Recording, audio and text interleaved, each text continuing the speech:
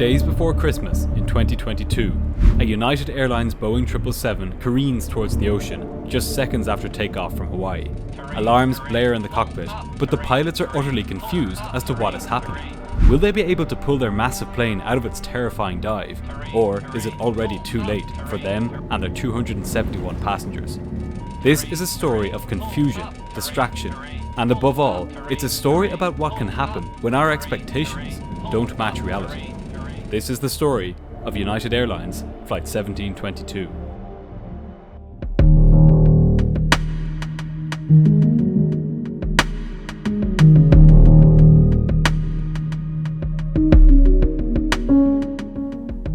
On the afternoon of December 18th, 2022, 271 passengers and 10 crew boarded a United Airlines Boeing 777 at Maui's Kahului Airport in Hawaii.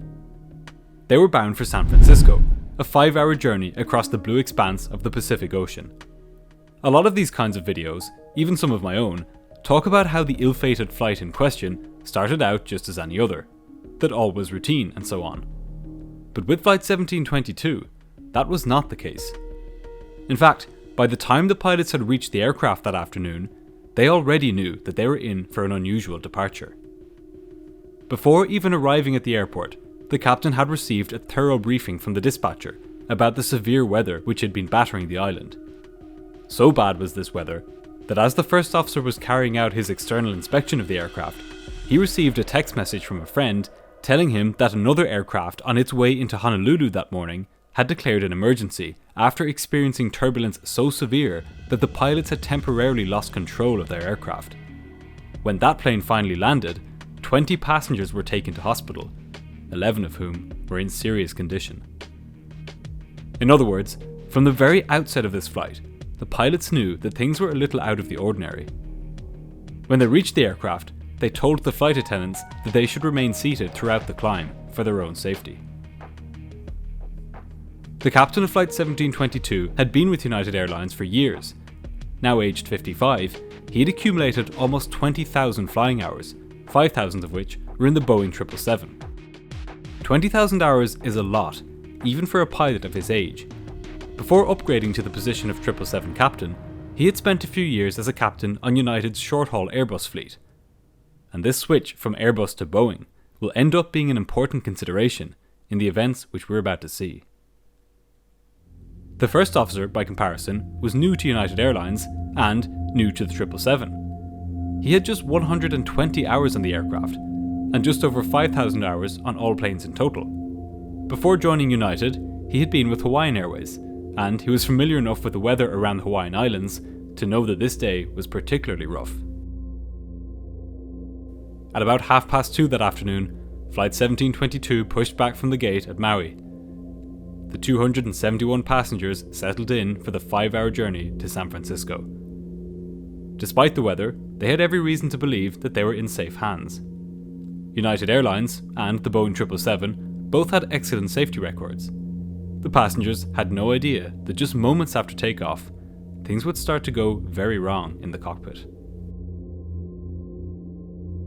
As the captain taxied through the lashing rain out to runway 02 at Maui, he and the first officer discussed the weather they would be facing once they got airborne. The real danger on this day was not the rain, but the wind. Or, more specifically, wind shear. Wind shear is a dangerous weather phenomenon whereby the wind rapidly changes its speed or direction over a short distance. It can be deadly to aircraft because the whole reason planes fly in the first place is by going fast enough through the air that the air can support them. If the wind suddenly starts coming from behind the aircraft, its speed can get so slow that it simply falls out of the sky like a dead weight. If this happens low to the ground, like just after takeoff, there may not be enough room for the pilots to save their aircraft. And sure enough, as the pilots made their way to the runway, the controller relayed that he had received multiple reports from pilots of low-level wind shear. That is, wind shear close to the ground. This phenomenon has taken many lives over the years. The pilots were on high alert.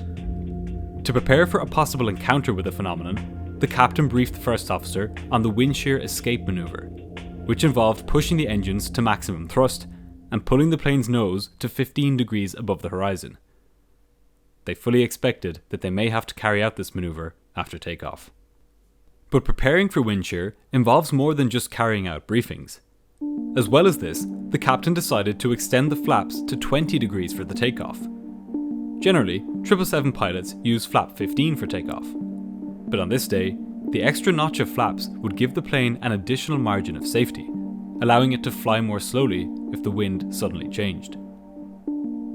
On top of this, he opted to use maximum power for takeoff, rather than the reduced power setting normally used to save wear and tear on the engines. He would need every ounce of power he could get for this takeoff. As far as the story of Flight 1722 goes, this flap and thrust setting is not just a minor detail. Rather, it will play a crucial part in the events which we're now about to see. At about 2:45 that afternoon, the captain lined the massive 777 up on the runway. He put the windshield wipers on high and turned on the weather radar, which scanned a cone-shaped section of sky in front of and above the aircraft, and the picture it painted told him that things wouldn't get easier once he was airborne. The two pilots were now poised to go. Strapped to the wings of their 777 were the two most powerful jet engines ever built, giving almost 4 Titanics worth of thrust. Once he had received takeoff clearance, the captain spooled the engines up to their maximum thrust setting, unleashing this incredible power. Things were now about to happen really quickly. Way more quickly, in fact, than the pilots were used to. Within moments, the engines, sucking in 7 metric tons of air per second, powered the aircraft to its takeoff speed of about 260 kilometers per hour. The captain pulled back on his control column and lifted the plane into the murky sky. For the first few seconds, the climb was normal. As expected, the pilots saw that their airspeed was fluctuating. This meant that the air was becoming more unstable. The captain was primed to carry out the wind shear escape maneuver at a moment's notice. While he flew the plane, the first officer was busy acting as the so-called pilot not flying. In this role, his duties were to handle radio communications with air traffic control, to monitor the captain's flying, and to clean up the aircraft as it climbed out. Cleaning up the aircraft involves things like raising the gear and the flaps to make the plane more streamlined for high-speed flight. After many hours of flying the same aircraft, pilots settle into a kind of a rhythm for this process. There is a cadence they come to expect in terms of what's called the flap retraction schedule. But on this flight, because the pilots were using maximum engine power and flaps 20, this rhythm had been thrown off. And the pilots, with their focus centered on the possibility of wind shear, were not ready to face that. As the plane reached about 1,000 feet, the captain lowered the nose slightly to allow the aircraft to accelerate. But if the plane got too fast, as indicated by these red markers here, the force of the air would damage the flaps. To prevent this, and to allow the plane to accelerate further, the captain told the first officer to raise the flaps. And it is here where things started to go wrong. Pilots normally use flaps 15 for takeoff on the 777, and they're used to retracting them 1 notch at a time, first to flaps 5, then to flaps 1, and then fully up. But according to the Boeing 777's manuals, when taking off with flaps 20, pilots should first retract the flaps 2 notches directly to flaps 5, and to bypass flaps 15 altogether. But on this flight, it's disputed whether the captain told the first officer to raise the flaps to 15 degrees or to 5 degrees. The captain thought he had said flaps 5, while the first officer thought he said flaps 15. In any case, as the plane accelerated, the first officer raised the flaps by 1 notch to 15 degrees, and then contacted departure control on the radio. This miscommunication about the flap setting was fundamentally a pretty minor one. After all, it would only be a few moments before the captain would tell the first officer to move the flaps up to the next notch. But what made this error so insidiously consequential is that the captain now had a completely false picture in his head about the plane's configuration. His expectations were now diverging from reality, and the confusion this would create would now endanger the lives of all 281 people on board. When the first officer raised the flaps to 15 degrees, the red overspeed markings on the captain's primary flight display only went up by a few knots.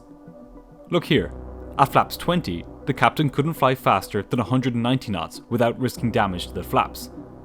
When the first officer raised the flaps to 15 degrees, the overspeed section only went up by 20 knots to about 210 knots, meaning that the captain would risk damaging the flaps if he just went 20 knots faster. The captain was expecting this red overspeed section to go up significantly, because with flaps 5, which he thought he had called for, it takes a lot more speed to cause damage to the flaps. So, now the captain was in a situation where his plane was accelerating and was about to go too fast for the flaps. He didn't understand why this was happening. Was there a problem with the flaps? Were the violent wind conditions outside playing a role? To prevent the plane from going too fast, he pulled back on the thrust levers slightly. But this only helped so much. The plane continued to accelerate. As all of this was happening, the first officer was dialing in the air traffic controller's clearance for the flight to climb to an altitude of 16,000 feet. The controller also told him that there was heavy rain in every direction around the aircraft and that he could deviate as needed to avoid the weather. But just as the first officer was focusing on the weather and the instructions from the controller, the captain's confusion was growing. The plane had started to exceed the safe speed limit for the flaps.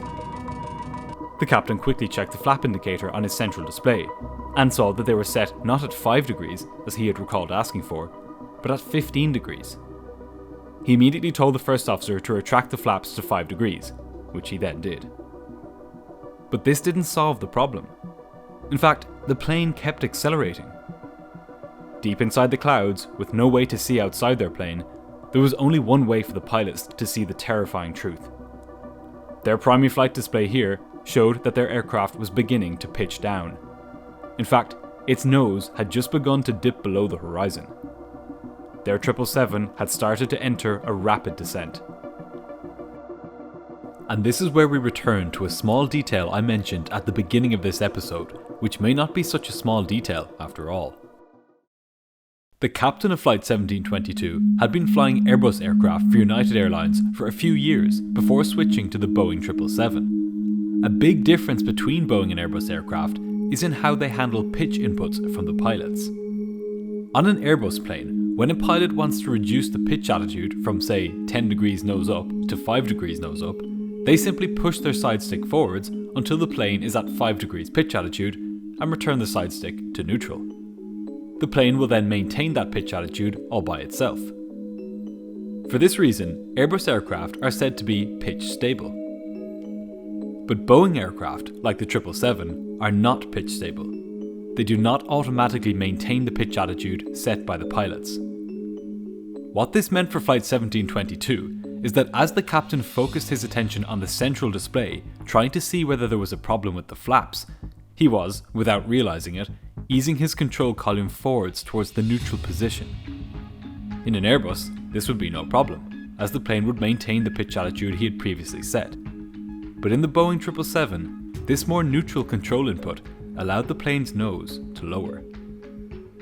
In all probability, in this stressful and unfamiliar situation, the captain simply reverted to basic flying instincts he had been honing for years on Airbus aircraft, and without realizing it, he allowed the plane's nose to drop. The first officer saw the plane's nose dropping, but he was confused. Clearly, the captain was having trouble controlling the plane's airspeed, as the overspeed warning was still sounding. But what about the pitch of the plane? Why did the captain appear to be lowering the plane's nose and putting it into a dive? Could the first officer's instruments be broken? The captain was also perplexed. He was hyperfixated on the overspeed warning and trying to diagnose its cause. The plane was now more than 20 knots faster than it should have been going, and the flaps were at serious risk of being damaged. Second by second, the nose got lower and the plane's descent quickened. The captain ordered the first officer to retract the flaps further to 1 degree, completely oblivious to the true cause of his ever-increasing speed. He was now inadvertently beginning to push the nose over, powering the massive plane towards the ocean below. The first officer retracted the flaps to 1 degree, but the warning continued. He was utterly confused. What was the captain doing with the plane? Why was he overspeeding it, and yet keeping the engines nearly at climb thrust? Was the storm causing the plane to behave in this way? Were his instruments wrong? He looked over at the captain's instruments, but they told the same story as his own. The plane was now in a dramatic nose-down position, pointing more than 10 degrees below the horizon and descending at a horrific rate of 8,000 feet per minute. At this rate, they would plunge into the ocean in less than 10 seconds. In the cabin, the passengers were oblivious to what was happening up front. They didn't know that their lives were now in grave danger, not because of turbulence, but because of a terrible confusion up in the cockpit. The massive plane screamed down through the clouds, diving for the ocean below.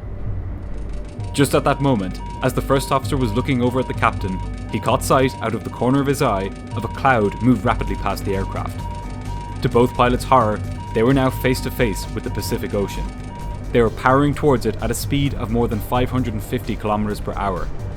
The first officer shouted at the captain to pull the plane up. The captain had mere seconds to react. He yanked back on his control column, heaving the gargantuan aircraft's nose up. He quickly pulled the power back to idle to allow the plane to round this vertical corner as quickly as possible. The passengers and crew were pressed violently into their seats as the plane bottomed out just 750 feet from the surface of the ocean. The length of the 777 is 210 feet. Flight 1722 was less than 4 times its own length from smashing into the Pacific Ocean. The terrain alarm sounded loudly in the cockpit, alerting the pilots that they were just moments away from colliding with the sea. They watched their instruments anxiously as the plane pulled out of its descent and began rocketing skywards. The captain slammed the engines to maximum thrust and brought the plane's nose to 20 degrees above the horizon. He was now carrying out the terrain escape maneuver, a close cousin of the wind shear escape maneuver he had been planning to use all day. The passengers clung to their seats, some screaming as the plane shook, its engines roaring. Within seconds, the plane was shooting upwards at a rate of more than 8,000 feet per minute. It was pandemonium for everyone on board. After a few tense moments, the plane was safely away from the water. The captain eased forwards on the control column, reduced power on the engines, and re-established the plane on its normal climb profile. The 2 pilots were shaken. They were the only ones on board who had a full sense of what had just happened. The passengers and flight attendants knew that something unusual had taken place, but they had no idea quite how close they had come to disaster. Once the captain had the lead flight attendant confirm that none of the passengers were injured and that there appeared to be no damage to the aircraft, he decided to continue the flight to San Francisco. 4.5 hours later, after landing at San Francisco, the pilots reported the incident to United Airlines. But incredibly, we wouldn't even know about it were it not for the fact that it was stumbled upon 2 months after it had taken place, on Flight Radar 24, and reported on by the aviation news site The Air Current. United Airlines had determined that the incident didn't need to be reported to the National Transportation Safety Board because it didn't meet their reporting criteria, which stated that somebody had to have been injured or that there had to have been damage to the aircraft. By this point, the cockpit voice recorder had long been overwritten. As a result of this incident, the pilots of the flight were given additional training, but a question remains as to whether this is enough to prevent similar occurrences in future. Is this near disaster a once-off, or, combined with a strikingly similar event involving a Qatar Airways Boeing 787 in January of 2023, and an Emirates 777 incident in December of 2021, which I've covered on this channel, is it reasonable to ask whether these failures in basic airmanship are symptoms of a broader issue in pilot training and airline practice? Is this just the tip of the iceberg? The near crash of Flight 1722 is a lesson in how quickly things can go wrong in an aircraft, even with all of the modern safeguards against accidents. A simple loss of situational awareness by the captain, combined with poor weather, somewhat unusual aircraft configuration, and a miscommunication around flap setting, nearly caused a disaster. If this flight had taken place at night time, or if the cloud base had been lower, or if the captain had reacted even just seconds later than he did, this could very well have become the single worst air disaster in US history by passenger fatalities. It's an open question as to whether the right lessons will be taken from this and other similar incidents in recent years, or whether it will take something more serious to spur the action required. If you enjoyed this video, then you can get early access to ad-free videos here, and if you'd like to watch more, there's a playlist just here. Thanks for watching, and see you for the next video.